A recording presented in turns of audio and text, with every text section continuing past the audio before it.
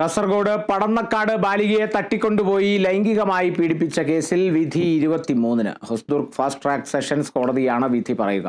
കൊടക് സ്വദേശി സൽമാനാണ് കേസിൽ ഒന്നാം പ്രതി.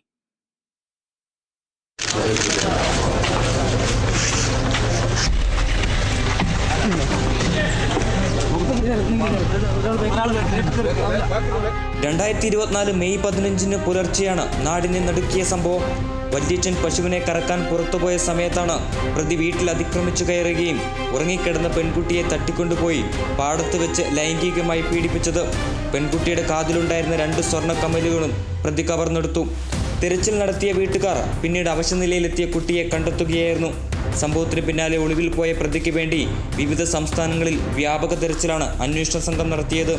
സഹോദരിയുടെ സഹായത്തോടെ സ്വർണ്ണക്കമ്മൽ കൂത്തുപറമ്പിലെ ജ്വല്ലറിയിൽ വിൽപ്പന നടത്തുകയും ബംഗളൂരു വഴി ആന്ധ്രയിലേക്ക് രക്ഷപ്പെട്ട പ്രതിയെ ആന്ധ്രയിലെ ഒരു ഹോട്ടലിൽ ജോലി ചെയ്തു വരുന്നതിനിടയിലാണ് പിടികൂടിയത്.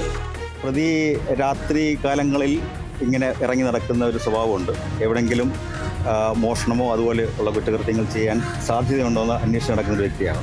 ഈ സംഭവ ദിവസം നടന്നു വരുമ്പോൾ ഈ ഒരു വീട്ടിൽ നിന്നും ഒരാൾ ഇറങ്ങി പോകുന്നത് കണ്ടു. അങ്ങനെ ആ വീട്ടിൽ എന്തെങ്കിലും മോഷണമോ മറ്റോ ചെയ്യാൻ സാധ്യതയുണ്ടോ എന്ന് അറിയാൻ വേണ്ടി വീട്ടിൽ കയറിയപ്പോൾ കുട്ടി കിടക്കുന്നത് കണ്ടു. അങ്ങനെ കുട്ടിയെ എടുത്തുകൊണ്ട് പോയിട്ടാണ് ഈ പ്രവൃത്തി ചെയ്തത്. കേസിൽ 60 സാക്ഷികളെ ഫാസ്റ്റ് ട്രാക്ക് സെഷൻ കോടതി വിസ്തരിച്ചു.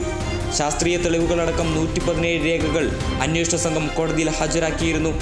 ഹൊസ്ദുർഗ് പോലീസ് ഇൻസ്പെക്ടറായിരുന്ന AP ആസാദാണ് കേസന്വേഷണം നടത്തി കുറ്റപത്രം സമർപ്പിച്ചത്.